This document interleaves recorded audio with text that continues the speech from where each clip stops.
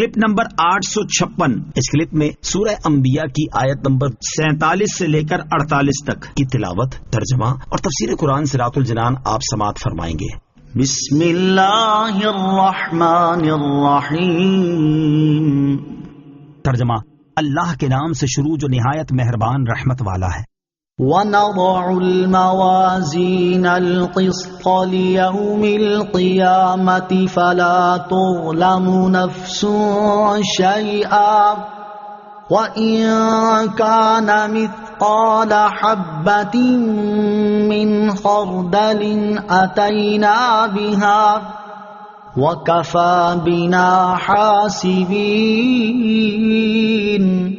ترجمہ، اور ہم قیامت کے دن عدل کے ترازو رکھیں گے تو کسی جان پر کچھ ظلم نہ ہوگا، اور اگر کوئی چیز رائی کے دانے کے برابر بھی ہوگی تو ہم اسے لے آئیں گے اور ہم حساب کرنے کے لیے کافی ہیں۔ وَنَضَعُ الْمَوَازِينَ الْقِسْطَ لِيَوْمِ الْقِيَامَةِ، اور ہم قیامت کے دن عدل کے ترازو رکھیں گے۔ ارشاد فرمایا کہ ہم قیامت کے دن عدل کے ترازو رکھیں گے جن کے ذریعے اعمال کا وزن کیا جائے گا تاکہ ان کی جزا دی جائے، تو کسی جان پر اس کے حقوق کے معاملے میں کچھ ظلم نہ ہوگا، اور اگر اعمال میں سے کوئی چیز رائی کے دانے کے برابر بھی ہوگی تو ہم اسے لے آئیں گے اور ہم ہر چیز کا حساب کرنے کے لیے کافی ہیں۔ یاد رہے کہ میزان کا معنی اور اعمال کے وزن کی صورتوں نیز میزان سے متعلق مزید کلام سورہ اعراف کی آیت نمبر 8 کی تفسیر کے تحت گزر چکا ہے۔ میزان کے خطرے سے نجات پانے والا شخص۔ قیامت کے ہولناک مراحل میں سے ایک انتہائی ہولناک مرحلہ وہ ہے جب لوگوں کے اعمال کا وزن کیا جائے گا، اور یہاں کسی کے ثواب میں کمی کر کے یا کسی کے گناہوں میں اضافہ کر کے اس پر ظلم نہیں کیا جائے گا، بلکہ ہر ایک کے ساتھ عدل و انصاف ہوگا اور ہر ایک کو اس کا حق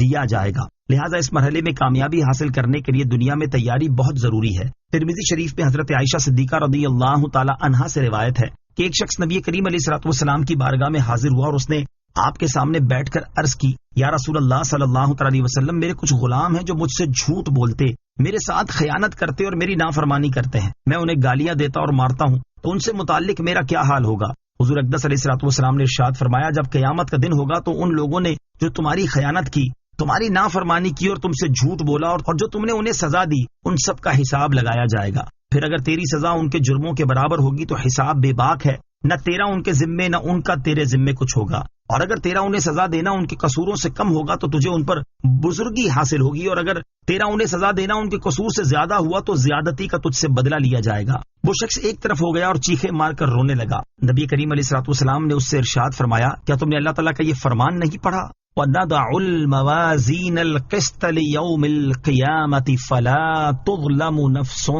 شَيْئًا،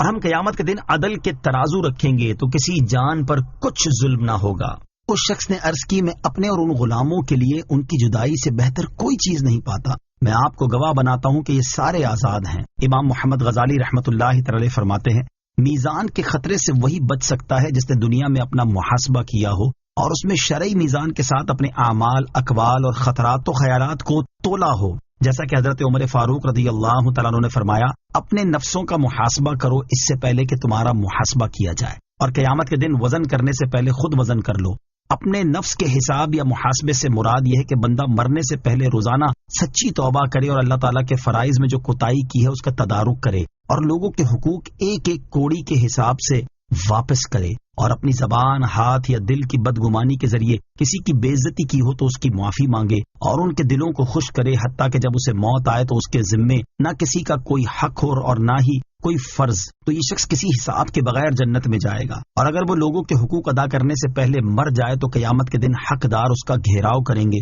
وَلَقَدْ آتَيْنَا مُوسَى وَهَارُونَ الْفُرْقَانَ وَضِيَاءً وَذِكْرًا لِلْمُتَّقِينَ۔ ترجمہ، اور بے شک ہم نے موسیٰ اور ہارون کو فیصلہ دیا